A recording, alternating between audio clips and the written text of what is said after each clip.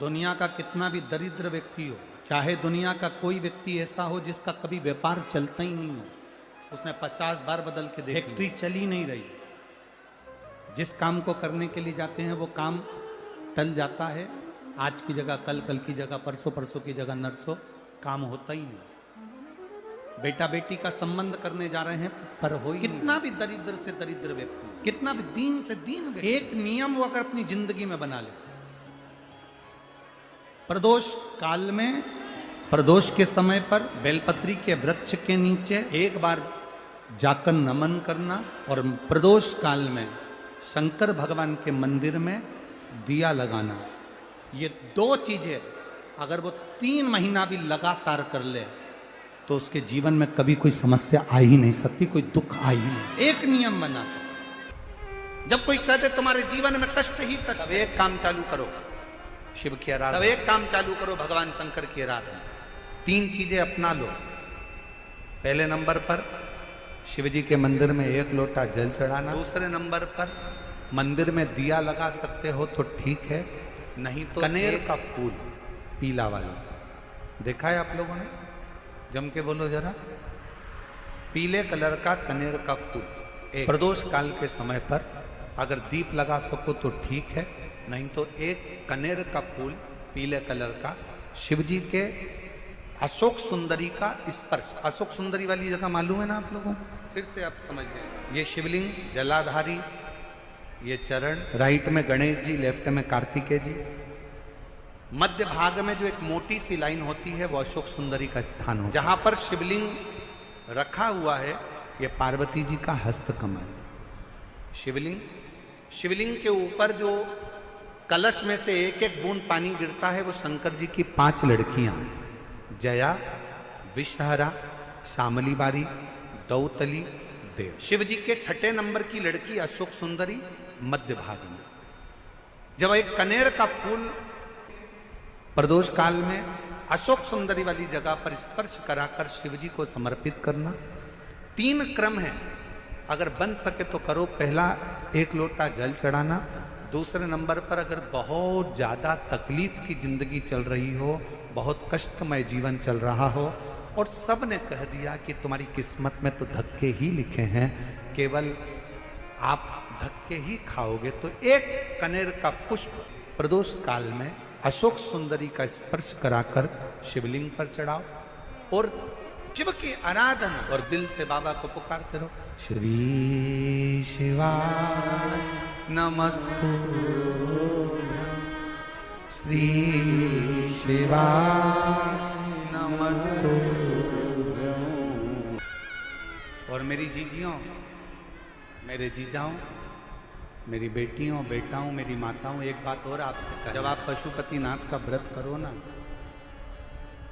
पशुपति व्रत को अगर आप धारण करो, या सोमवार का व्रत करो, या शिवरात्रि का व्रत करो, या प्रदोष का व्रत करो, या आप शंकर जी के मंदिर में जाकर कोई उपास, कोई व्रत, कोई पूजन कर रहे हो ना, तो एक निवेदन और आज इस व्यासपीठ से करें आप लोगों के लिए।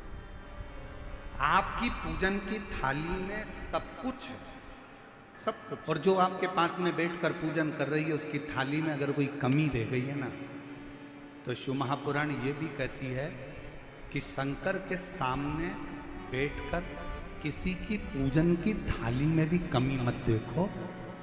बन सके अपनी पूजन की थाली में से थोड़ा सा सामान उसकी थाली में रख दो। प्रयास करना कि वो कमी ना देखी जाए। अगर हम भगवान की साक्षी में भी अगर कमी देखेंगे तो हमारे जीवन में कमियां बढ़ती चली जाए। हम क्यों कमी? हे गुरुजी, हमारी टेम्परेरी नौकरी है, बहुत कष्ट में हम, क्या करें हम? कहीं मत जाओ, तुम्हारे नजदीक में जो शंकर का मंदिर है उस मंदिर में जाकर झाड़ू लगाना प्रारंभ कर दो। तुम्हारे शिव जी के मंदिर में कहीं पोछा लगाना प्रारंभ कर दो। तुम्हारे शंकर के मंदिर में थोड़ा सा चंदन घिसना प्रारंभ कर दो। नौकरी पर जाओ, ड्यूटी पर जाओ, बच्चों को संभालो, परिवार को संभालो, उसमें से थोड़ा सा समय शंकर जी को देना प्रारंभ करो। थोड़ा सा समय निकालना शिव जी के लिए, थोड़ा सा समय। ए गुरुजी, अभी मेरी तनख्वाह तो मात्र 8,000 रुपए मिलती है, प्राइवेट जॉब कर रहा हूं, परिवार बड़ा है, गुरुदेव दिल्ली जैसे शहर में रह रहा हूं, बहुत दुख का जीवन चल रहा है, क्या करूं? किसी को हाथ नहीं दिखाना, किसी को पत्रिका नहीं दिखाना, किसी को भाग्य नहीं दिखाना, अब जो कुछ दिखाना अपने शंकर को दिखाना, उसके मंदिर में सेवा करना प्रारंभ करो। और मेरे बाबा तेरी सबसे बढ़िया। यदि कोई एक बार शिवालय की ओर चले जाता है, शंकर की ओर बढ़ जाता है, शिवालय की ओर बढ़ जाता है, तो उसके पितर, उसके पूर्वज और उसके जीवन में कितने भी दोष हों, वो सारे के सारे दोष समाप्त होते चले। शायद इसीलिए शिवजी पर चढ़ाया गया एक लोटा जल हमारे घर का पितृदोष हो चाहे अन्य दोष हो, वो भी समाप्त कर दे। कितना सुंदर कहा है। जब जिंदगी बहुत संघर्ष में चल रही हो, बहुत दुख का जीवन चल रहा हो, बहुत कष्ट का जीवन चल रहा हो, बहुत कष्टमय जीवन चल रहा हो, तब शमी के पांच एक दुर्वा के साथ एक अक्षत चावल का एक दाना हल्दी में भिंगोया हुआ हो या केसर में भिंगोया, शमी पत्र 5, एक दुर्वा, एक चावल का दाना, जो दिल से हृदय से बेलपत्री के वृक्ष के नीचे पार्थिव लिंग का निर्माण कर कर मट्टी का शिवलिंग बनाकर प्रदोष काल में, मतलब शाम के समय पर शिवलिंग बनाकर उस पे जल चढ़ाकर, जो ये 5 शमी का पत्र, एक दुर्वा और एक चावल का दाना, अपनी कामना कर कर जो दुख चल रहा है बाबा से विनय कर कर एक एक पत्ता जब समर्पित कर दे, फिर एक दुर्वा समर्पित कर दे, फिर एक चावल का दाना समर्पित कर दे और बाबा का वहीं पर पुनः विसर्जन कर दे, 3 महीना तो जाने दो, 15 दिन के अंदर वो दुख कटता जरूर है, चाहे कोई भी दुख, किसी भी तरह का दुख क्यों नहीं। एक बेलपत्र के वृक्ष की परिक्रमा करने वाले को हजारों अश्वमेघ यज्ञ का फल प्राप्त हो जाता है, हजारों अश्वमेघ यज्ञ का फल प्राप्त हो जाता है। उसी तरह एक पार्थिव लिंग का निर्माण करने वाले को, मिट्टी का शिवलिंग का निर्माण कर कर पूजन करने वालों को 12 ज्योतिर्लिंग के शिवलिंग के दर्शन का पुण्य फल प्राप्त। बहुत ध्यान लगा। एक बेलपत्री, उस बेलपत्री में एक चंदन की बिंदी और एक अक्षत का दाना मात्र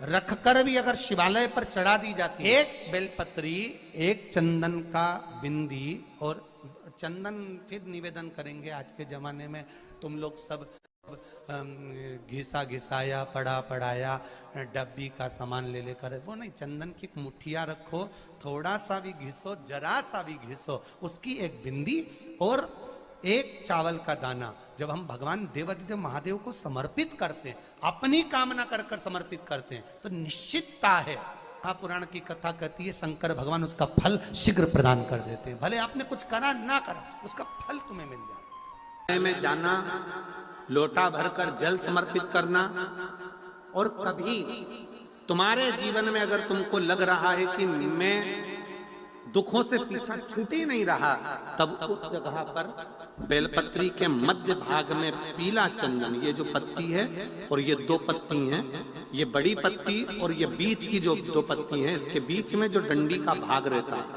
जो बीच में डंडी का जो भाग है, बड़ी पत्ती और ये 2 छोटी पत्ती के मध्य में जो डंडी का भाग है, उस डंडी के भाग में पीला चंदन और एक अक्षत पीला, शंकर भगवान को आप अगर प्रदोष काल में समर्पित कर रहे हैं, तो ये निश्चित है कि धीरे धीरे कर कर वो दुख समाप्त होगा, वो दुख कटेगा ही।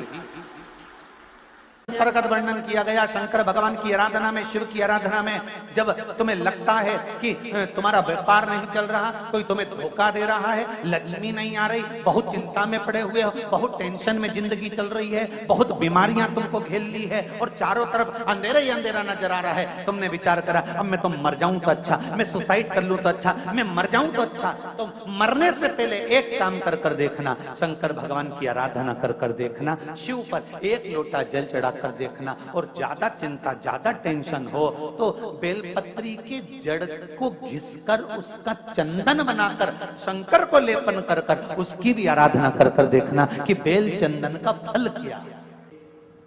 बेलपत्र एक बेल, ये कोई बेल पत्र, एक बेल, ये कोई साधारण एक बेल।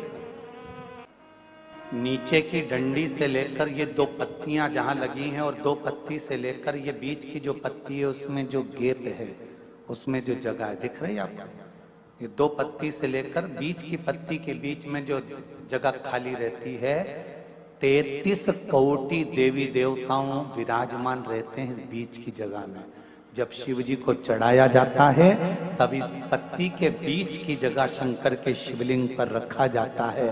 तो शिव जी इतने प्रसन्न होते हैं कि मेरी स्तुति करने के लिए ये भक्त 33 कोटि देवताओं को लेकर आया है, मेरी स्तुति करने के लिए। लोग चावल लाए, लोग अंबारियां लाए, धन लाए, दौलत लाए, संपदा लाए, पर एक शंकर का भक्त ऐसा होता है जो एक बेलपत्री के रूप में 33 कोटि देवताओं को, 64 योगिनियों को, आदि शक्तियों को, शंकर को समर्पित। श्री शिवाय नमस्तुभ्यम, श्री शिवाय नमस्तुभ्यम, हर हर महादेव। यह उपाय आप लोग जरूर करें। इस उपाय को करने से होगी हर मनोकामना पूरी, हर कष्ट रोग दूर। श्री शिवाय नमस्तुभ्यम, हर हर महादेव।